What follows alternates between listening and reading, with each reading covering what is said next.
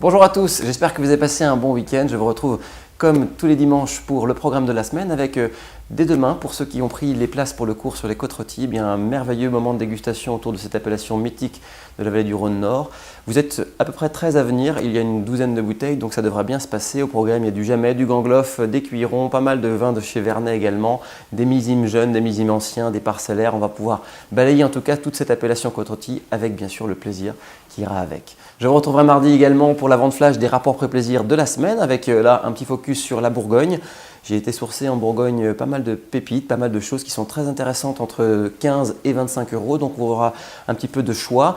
Le gros coup de cœur qu'il ne faudra pas manquer sur cette semaine, c'est un Bourgogne blanc de chez Moret-Coffinet, un jeune talent de la viticulture de Chassagne qui est en biodynamie, qui est un patrimoine fascinant, mais qui surtout signe en 2016 un Bourgogne chardonnay absolument incroyable, éblouissant de complexité et surtout un rapport prix-plaisir exceptionnel. Donc une des pépites à ne pas rater lors de cette vente flash.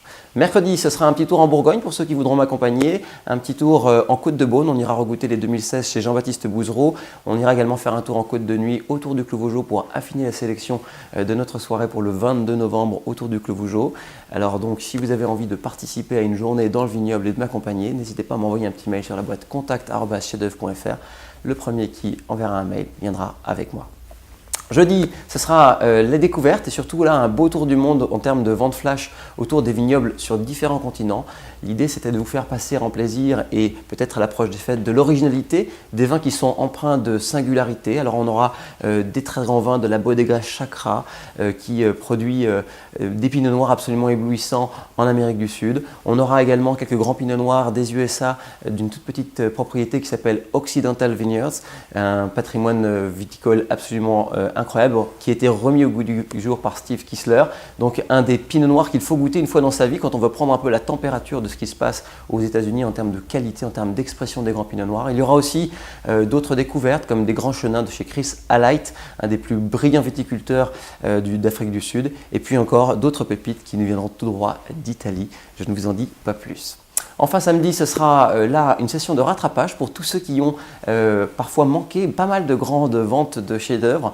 Pas mal d'entre vous en tout cas nous envoient des mails en disant j'ai raté tel ou tel propriétaire. Alors vous aurez un medley de pas mal de 2015, des grandes côtes rôties, des grands Bourgogne blancs, pas mal de grands noms en fait qui finalement gravitent autour de l'univers de chefs-d'œuvre. C'est ces propriétaires que vous adorez. Donc on a été rechercher chez eux pas mal de choses. Je vous laisserai découvrir toute cette collection de bouteilles de Magnum qui normalement devrait vous accompagner très bien pour les fêtes de Noël. Enfin dimanche, vous découvrirez les vieux millésimes de la semaine avec un focus ici sur un terroir de légende, celui de la Coulée de Serran à Savenière, en Val-de-Loire bien sûr.